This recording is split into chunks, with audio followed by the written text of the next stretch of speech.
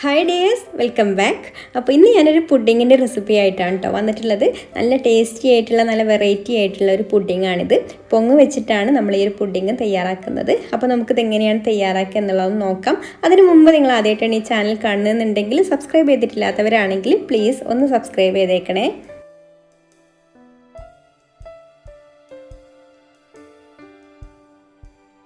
അപ്പോൾ ആദ്യം തന്നെ നമുക്ക് വേണ്ടത് ചൈന ഗ്രാസ് ആണ്. അപ്പോൾ ഞാനിതാ പുഡിങ് സെറ്റാകാൻ വേണ്ടിയിട്ട് ഒരു 10 ഗ്രാം ചൈന ഗ്രാസ് എടുത്തിട്ടുണ്ട്. അത് ഞാനിതാ ഈ ഒരു പാത്രത്തിൽ ചെറുതായിട്ടൊന്ന് മുറിച്ചിട്ട് ഇട്ട് കൊടുത്തിട്ടുണ്ട് കേട്ടോ. ഇനി നമുക്കിതിലേക്കൊരു 1/4 കപ്പ് വെള്ളം കൂടെ ഒഴിച്ചു കൊടുത്തിട്ട് ഇതൊരു സൈഡിലേക്ക് മാറ്റി വെക്കാം. അപ്പോൾ പൊങ്ങ് നമ്മൾ ബാക്കിയുള്ള കാര്യങ്ങളൊക്കെ മിക്സ് ചെയ്തെടുക്കുമ്പോഴേക്കും ഈ ചൈന ഗ്രാസ് ഒന്ന് കുതിർന്ന് കിട്ടിക്കോളും. ഇനി ഞാനിവിടെ ഒരു 500 മില്ലി പാലെടുത്തിട്ടുണ്ട്. അത് നമുക്ക് ഈ ഒരു കടായിലേക്ക് ഒഴിച്ചു കൊടുക്കാം.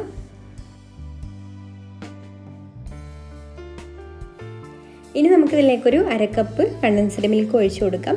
അല്ലെങ്കിൽ മധുരത്തിന് ആവശ്യമായിട്ടുള്ള മുഴുവൻ കണ്ടൻസ്ഡ് മിൽക്ക് ഒഴിച്ചു കൊടുക്കാം കേട്ടോ. മധുരം നോക്കിയിട്ട് അതിനനുസരിച്ചിട്ട് ചേർത്ത് കൊടുത്താൽ മതി. അപ്പോൾ ഞാനിപ്പോൾ ഇവിടെ ഒരു 1/2 കപ്പ് കണ്ടൻസ്ഡ് മിൽക്കാണ് ഒഴിച്ചു കൊടുക്കുന്നത്. പിന്നെ മധുരം വേണമെന്നുണ്ടെങ്കിൽ പഞ്ചസാര ചേർത്ത് കൊടുക്കാം. ഇനി നമുക്ക് ഈ കണ്ടൻസ്ഡ് മിൽക്കും പാലും കൂടെ ഒന്ന് നന്നായിട്ട് മിക്സ് ചെയ്തെടുക്കാം. അപ്പോൾ നമ്മൾ അടുപ്പിൽ വെക്കുന്നതിന് മുമ്പ് തന്നെ ഇങ്ങനെ മിക്സ് ചെയ്ത് കൊടുക്കുകയാണെന്നുണ്ടെങ്കിൽ പെട്ടെന്ന് അടിയിൽ പിടിക്കുകയൊന്നുമില്ല കേട്ടോ. അപ്പോൾ പാലിൽ നന്നായിട്ട് തന്നെ കണ്ടൻസ്ഡ് മിൽക്ക് മിക്സ് ആയിക്കോളും. ഇനി നമുക്ക് വേണ്ടത് പൊങ്ങാണ്. അപ്പോൾ ഞാനിതാ ഇവിടെ ഈ ഒരു പൊങ്ങാണ് എടുത്തിട്ടുള്ളത്. ഈ ഒരു വലിയ പൊങ്ങ് വെച്ചിട്ടാണ് നമ്മൾ പുഡിങ് റെഡിയാക്കി എടുക്കുന്നത്. പൊങ്ങിന് ഇതാ ഇതുപോലെ ചെറുതായിട്ടൊന്ന് മുറിച്ചെടുത്തിട്ടുണ്ട്. ഇനി നമുക്കിത് മിക്സിയുടെ ജാറിലേക്ക് ഇട്ട് കൊടുക്കാം. അപ്പോൾ പൊങ്ങ എന്ന് പറഞ്ഞാൽ എല്ലാവർക്കും മനസ്സിലായിട്ടുണ്ടാവും എന്ന് വിചാരിക്കുന്നു. അപ്പോൾ പൊങ്ങിന് ചിലപ്പം വേറെ സ്ഥലത്തൊക്കെ ചിലപ്പം വേറെ പേരുകളൊക്കെ ആവും കേട്ടോ. ഇത് നമ്മൾ മുളച്ച തേങ്ങൻ്റെ ഉള്ളിലുണ്ടാവുന്ന ഒരു സംഭവമാണ്. അപ്പോൾ ഞാൻ ഒറ്റൊരു പൊങ്ങ എടുത്തിട്ടുള്ളൂ കേട്ടോ. അതന്നെ ഉണ്ട് അത്യാവശ്യം ഈ ഒരു ജാറ് നിറയെ ഉണ്ട് ഇത് മുറിച്ചെടുത്തപ്പോൾ. ഇനി നമുക്കിതിലേക്ക് കുറച്ച് പാലും കൂടെ ഒഴിച്ചു കൊടുത്തിട്ട് ഇതൊന്ന് അരച്ചെടുക്കാം. ഒരുപാട് ഫൈനായിട്ടൊന്നും അരച്ചെടുക്കണ്ട കേട്ടോ. അതാ ഈ ഒരു പരുവത്തിൽ അരച്ചെടുത്താൽ മതി. ചെറിയൊരു തരിയോട് കൂടിയിട്ടാണ് അരച്ചെടുത്തിട്ടുള്ളത്. ഇനി നമുക്ക് സ്റ്റൗ കത്തിച്ചിട്ട് നമ്മുടെ പുഡിങ്ങിൻ്റെ ഒരു മിക്സ് പാലും കണ്ടൻസ്ഡ് മിൽക്കും കൂടെ ചേർത്തിട്ടുള്ളത് അതാ അടുപ്പിൽ വെച്ച് കൊടുത്തിട്ടുണ്ട്. പിന്നെ അപ്പുറത്തെ അടുപ്പിൽ തന്നെ നമ്മൾ ചൈന ഗ്രാസും കൂടെ മെൽറ്റാകാനായിട്ട് വെച്ചിട്ടുണ്ട് കേട്ടോ. രണ്ടും ഒരേ സമയം തന്നെ അടുപ്പിൽ വെക്കുകയാണ് നല്ലത്. അപ്പോൾ ഇതൊന്ന് ചൂടായി വരുന്ന സമയം കൊണ്ട് നമുക്ക് ചൈന ഗ്രാസും മെൽറ്റായിക്കോളും.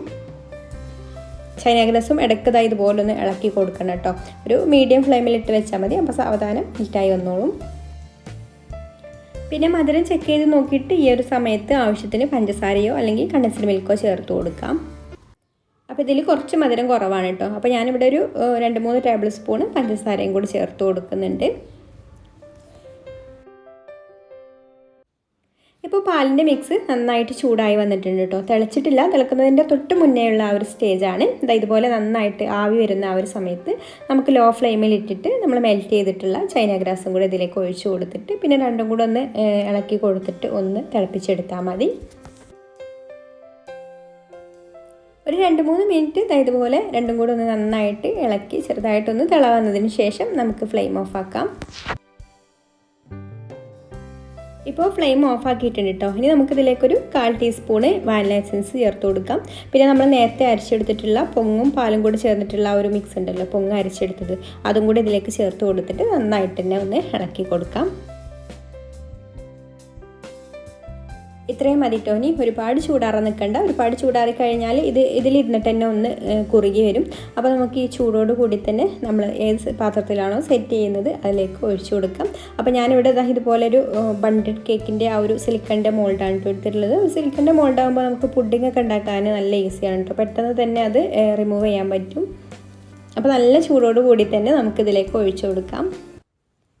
പിന്നെ നിങ്ങൾക്ക് ഈ വീഡിയോ കണ്ടിട്ട് ഇഷ്ടമാണെന്നുണ്ടെങ്കിൽ ഒന്ന് ലൈക്ക് ചെയ്യാൻ മറക്കരുത്. ഇഷ്ടപ്പെട്ടിട്ടില്ലെങ്കിൽ ഡിസ്ലൈക്കും ചെയ്യാം. അതുപോലെ തന്നെ നിങ്ങളുടെ അഭിപ്രായങ്ങളൊക്കെ താഴെ കമൻറ്റ് ചെയ്യാം. അപ്പോൾ അതാ ഞാൻ ഫുള്ളായിട്ട് ഇതിലേക്ക് ഒഴിച്ചു കൊടുത്തിട്ടുണ്ട്. ഇനി ഇതൊന്ന് ചൂടാറി വന്നതിന് ശേഷം നമുക്ക് സെറ്റാകാൻ വേണ്ടിയിട്ട് ഫ്രിഡ്ജിൽ വെക്കാം. ഫ്രീസറിലാണെങ്കിൽ പെട്ടെന്ന് തന്നെ സെറ്റായിക്കോളും കേട്ടോ. ഫ്രിഡ്ജിലാണെങ്കിൽ ഒരു 4-5 മണിക്കൂർ വേണ്ടി വരും ഇതൊന്ന് സെറ്റായി കിട്ടാൻ വേണ്ടിയിട്ട്. അപ്പോൾ അതാ നമ്മുടെ പുഡിങ് ഇവിടെ നന്നായിട്ട് സെറ്റായി വന്നിട്ടുണ്ട്. അപ്പോൾ ഫ്രീസറിൽ വെച്ചാൽ പെട്ടെന്ന് ഒരു 2 മണിക്കൂറും കൊണ്ട് തന്നെയൊക്കെ സെറ്റായി കിട്ടും കേട്ടോ. ഇനി നമുക്കിത് ഈ ഒരു പാത്രത്തിലേക്ക് മാറ്റാം.